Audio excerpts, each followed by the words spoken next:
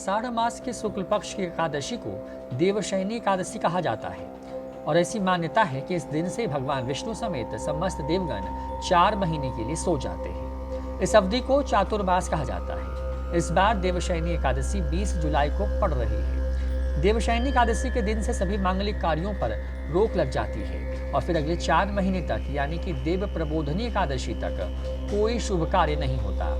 इन 4 महीनों में शादियां, नामकरण, जनेऊ, गृह प्रवेश और मुंडन जैसे जो कार्य हैं वो बंद कर दिए जाते हैं।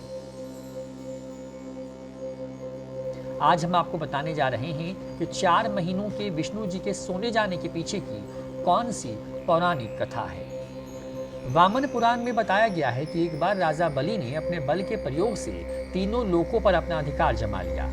यह देखकर इंद्र देवता समेत अन्य देवता घबरा गए और श्री हरि की शरण में आए। देवताओं को परेशान देख भगवान विष्णु ने वामन अवतार धारण किया और राजा बलि से भिक्षा मांगने पहुंच गए। राजा बलि ने वामन देवता से कहा कि जो मांगना चाहते हो मांग लीजिए। इस पर वामन देवता ने भिक्षा में 3 पग भूमि मांग ली। पहले और दूसरे पग में वामन देवता ने धरती और आकाश को नाप लिया। अब तीसरे पग के लिए कुछ नहीं बचा तो राजा बलि ने अपना सिर आगे झुका दिया। यह देखकर भगवान राजा बलि से बेहद प्रसन्न हुए और उनसे वरदान मांगने को कहा। बलि ने उनसे वरदान में पाताल लोक में बस जाने की बात कही। बलि की बात मानकर उनको पाताल में जाना पड़ा। ऐसा करने से समस्त देवताओं और माँ लक्ष्मी परेशान हो गई।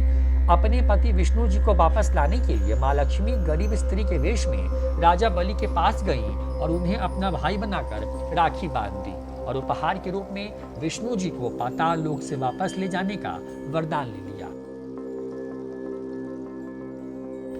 माँ लक्ष्मी के साथ वापस जाते हुए श्री हरि ने राजा बलि को वर दिया कि वह प्रत्येक वर्ष आषाढ़ शुक्ल पक्ष की एकादशी से कार्तिक मास की एकादशी तक पाताल में ही निवास करेंगे और इन 4 महीनों की अवधि को उनकी योग निद्रा माना जाएगा।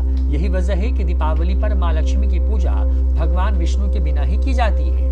एक अन्य पौराणिक कथा में बताया गया है कि एक बार शंखचूड़ नामक राक्षस ने भगवान विष्णु का काफी लंबा युद्ध हुआ और अंत में असुर मारा गया। युद्ध करते समय भगवान विष्णु थक गए और शिव जी को सृष्टि का काम सौंपकर योग निद्रा में चले गए। इसलिए इन 4 महीनों में भगवान शिव ही विष्णु जी का काम देखते हैं। यही वजह है कि सावन में शिव जी की विशेष रूप से पूजा की जाती है। अगर आपको ये वीडियो हमारे धर्म कर्म चैनल पर पसंद आया हो तो आप हमारे चैनल को जरूर सब्सक्राइब करें। अगर आप ये वीडियो यूट्यूब पर देख रहे हैं तो हमारे चैनल के बेल आइकॉन को भी जरूर दबाएं ताकि आपको धर्म से जुड़ी हुई तमाम वीडियो सबसे पहले मिले। नमस्कार।